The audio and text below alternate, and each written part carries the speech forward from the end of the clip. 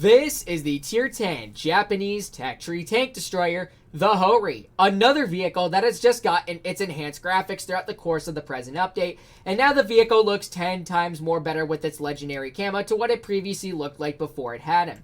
In terms of the physical stats, you have a fairly solid gun with features pretty solid damage outputs, along with fairly solid accuracy, along with premium armor piercings, which is 10 times more better of a piercing effect to take advantage over APCR premiums and heat premiums along with that. To which in this case, you have above 410 mils of premium AP penetration, which is absolutely insane to even think about. Not to mention, you also have above 3,200 damage per minute with a 10.55 second reload time. It's actually quite insane to even think about. In terms of the armor profile, it has fairly troll upper infrastructure right here to where if you were in something like a medium or light that was trying to pen this thing using standard AP, especially when it's using its hold down capabilities, although it doesn't really have that much considering it's 6 degrees of gun depression, then you can't really pen these side skirts whatsoever, including the majority of the upper plate with these two little cheeks right here having fairly troll spots along with that.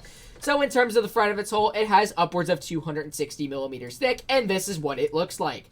To where the full-on upper infrastructure right near where the gun mantlet is located is upwards of 267 millimeters thick. You have some side skirts right here that are above 356 to 360, and some space areas as well to where they can become troll bounces at times. When you are loading in your premiums, however, this is 380 millimeters of premium AP. If you have higher penetration factors that are above like 340, 350, then yeah, that is where you can easily out-butter this fully on upper infrastructure, including the full-on upper plate and even this tiny little lower plate right here along with that. To where it wouldn't really make a difference when this vehicle is using its gun depression along with that. However, it does make slightly a bit of a difference for the side skirts as it thickens them now up to 371, including a little bit for the lower plate, so it's basically going to be the same as these two little side skirts right here, including some parts of the gun mantlet that can be overmatched as well as it's above 270 along with that. Side scraping capabilities, especially when this tank is using its little wiggle effect, considering although it did get a little bit of a hull traverse nerf, it's still just enough in order to wiggle your way in and out of submission, to where if you were to unfortunate enough to hit this side skirt, it's only 376, to where if you were loading in heat shells along with that, then yeah, good luck trying to hit that in the process. Like, it's absolutely ridiculous to even think about. In terms of the side of the vehicle, the side of the vehicle is upwards of 102 to 103, and then 101 in most cases for the full-on side. And then finally for the rear, the back is 60 millimeters thick, to where HEs can cut through the back of it if you have enough pen factors in terms of that. In terms of the accuracy that this thing has, it surprisingly enough has 3.4 seconds of aiming time with 0.273 dispersion. You're pretty much just going to aim for the majority of your shots, considering the fact that the vehicle got a massive buff to its on-movement dispersion. So when you're using your agility factors to move in and out of danger zones, you can basically just snap the shell and get away with it, hitting your shells exactly to where you're aiming at times, which is absolutely crazy to even think about.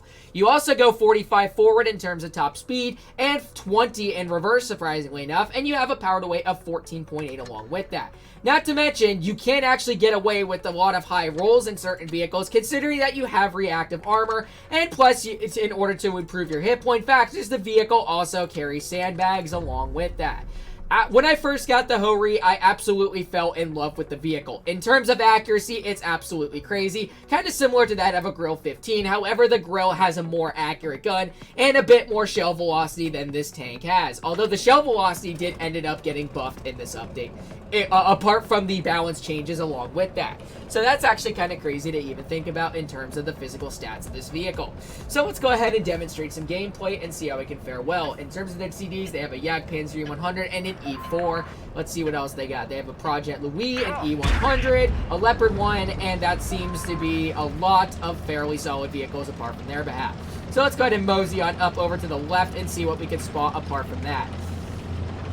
So use our solid maneuverability that this thing features, especially for ATD, with fairly troll armor, of course. So I'm just going to wait for my Foch to mosey on beside me. We're going to sit right here and see what ends up poking. Okay, well that's clearly my fault. I didn't even know what to expect apart from that. Alright, so We have a Prog that's sending it, unfortunately enough. All right, well, we got the E100 spotted. Let's go ahead and aim in a standard AP shell right there and get 628 hit points out of his vehicle. And that right there determines the insane levels of accuracy that this gun features, which is a potential upside apart from this vehicle. Alright, so we're moseying on forward then. We also got the M103 spotted out to the side right there, barely at that. We also got the E100. Looks like he's going to poke on out once again. Maybe, or possibly not. Alright, so that is going to give us the opportunity to mosey on forward. Looks like they might have some tanks that are potentially trying to flank directly behind us. So we're going to use the solid maneuverability to get in over here and take care of this flank before the enemies have a chance to go directly behind us or have enough time in order to take us out. Apart from that, I don't know what my team is doing apart from trying to destroy an enemy M103, which is crazy, and I was unfortunate enough to bounce that. So let's just go ahead and perfect ourselves using our maneuverability factors to get in on this enemy E100, see if we can get some nice taps into him. We also got the Yag spotted. Looks like the Leopard wants to come and say hi as well. Alright, so we got the E100 right there. Let's try to get another tap for 510 to the side of his turret. Alright, reloading once again. And we also got the Yag Crew off to the side who we could spot.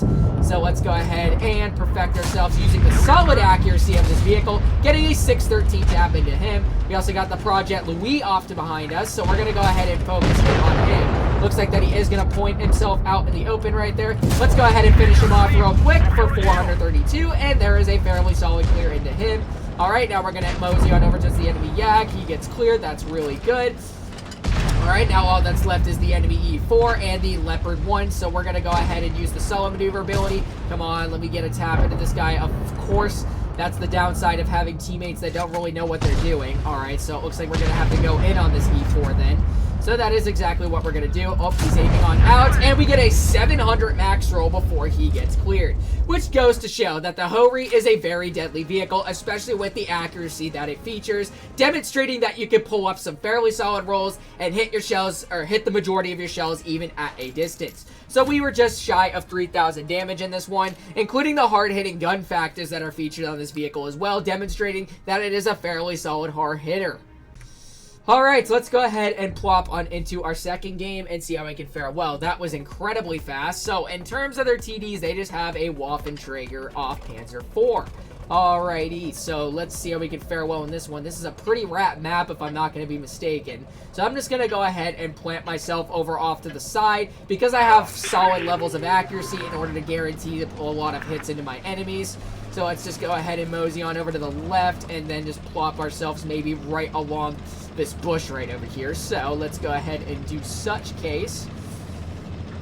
Do-ba-do-boop-ba-doo. Boop-ba-do-ba-do-boop-ba-doo. Let's go ahead and plop ourselves right here. This is a fairly popular spot for the majority of their enemies to want to poke on out towards. So let's go ahead and perfect ourselves apart from that. We already got an IS-7 spotted. Fortunately not able to pen that as he barely exposed his lower plate, but we were unfortunate enough to bounce that. So, alright, well we got the IS-7 once again. Let's go ahead and see if he's going to poke once again. If not, then that is totally alright. There we go. Okay, so we had to fire in the premium APs and get another guaranteed pen along with that, to which we also have the 7.52 off to the side. Looks like he fired both of his shells in, which is he's not really concerned apart from our behalf. So let's go ahead and see if this IS-7 is going to poke once again, which he does. And ooh, another fairly solid tap, demonstrating again the fairly solid accuracy that this vehicle has. And the hard-hitting gun, especially when you are firing in your premium AP, to which I think we must have hit that IS-7. Again, we are just farming this guy like crazy, pointing his tank out in the open for absolutely no reason, and we are not getting spotted apart from that. Alright, so that enemy object 752 lived to see another day, unfortunately enough, apart from his behalf.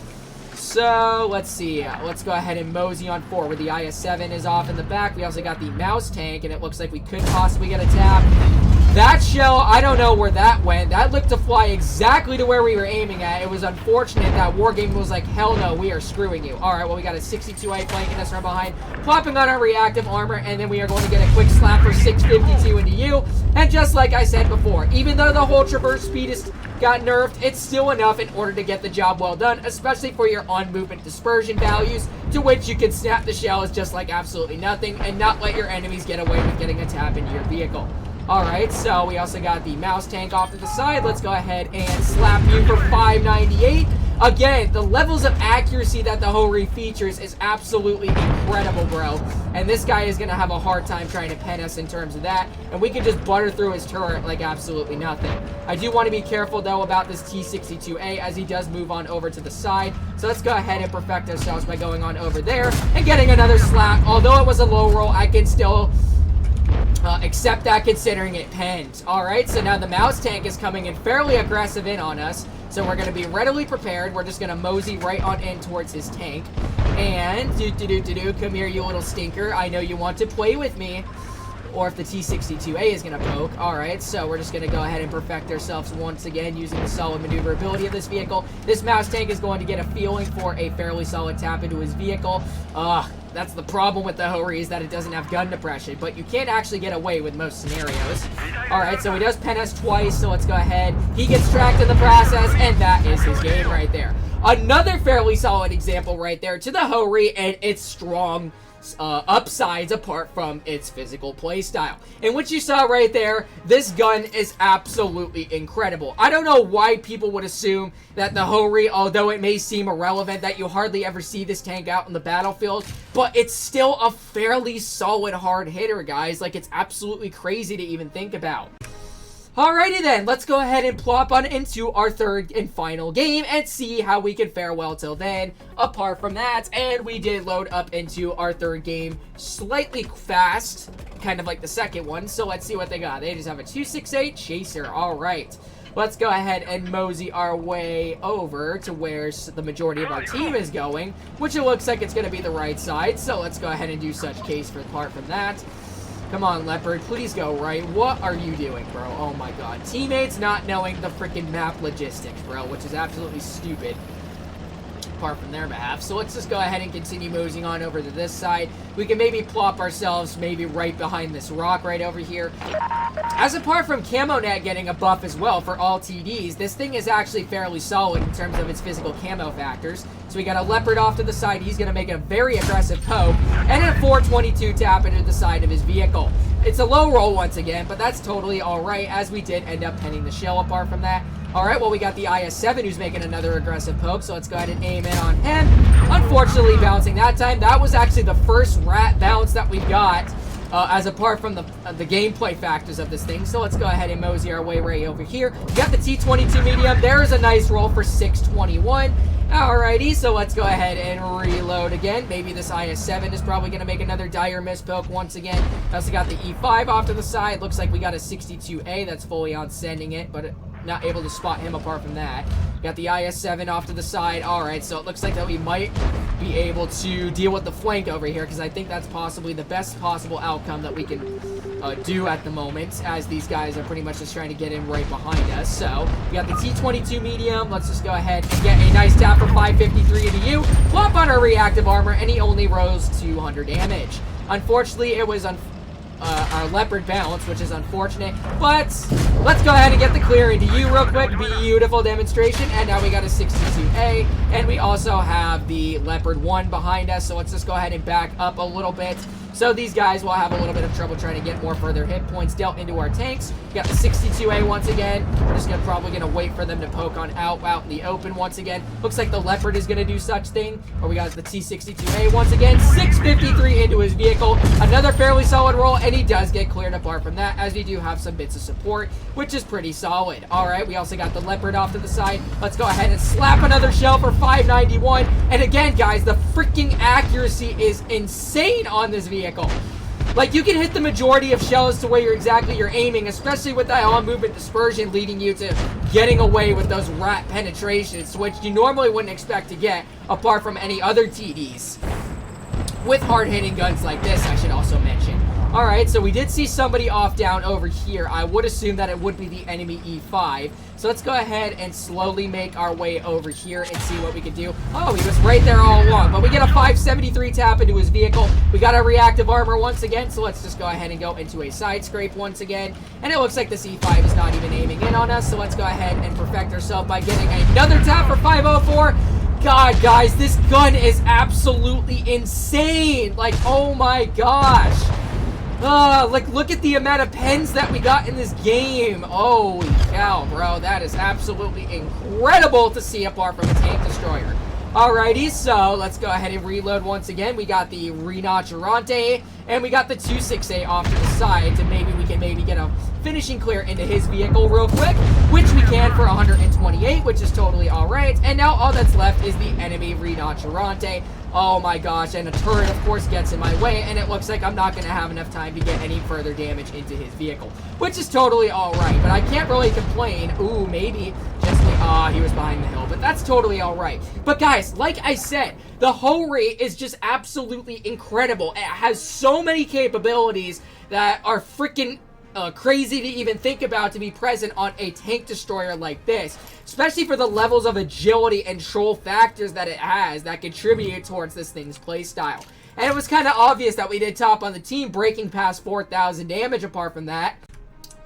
So my initial thoughts on the Hori: highly recommend to get this vehicle, as you will sincerely do a lot of as it will do a lot of positive things for you. Like, you could get away with snapping shells, you could get away with getting troll bounces, using agility factors just to kind of wiggle your way back and forth out of submission, getting a lot of more troll bounces in particular, including the fact that you have reactive armor to get away with those high rolls, or prevent those high rolls from getting in effect. So hopefully you guys did end up enjoying today's video, and if you did, make sure to like, comment, and subscribe to my channel, and make sure to turn on those bell notifications while you're at it so you do not miss out on any new videos. And I hope to see you guys in the next one. Peace out, y'all.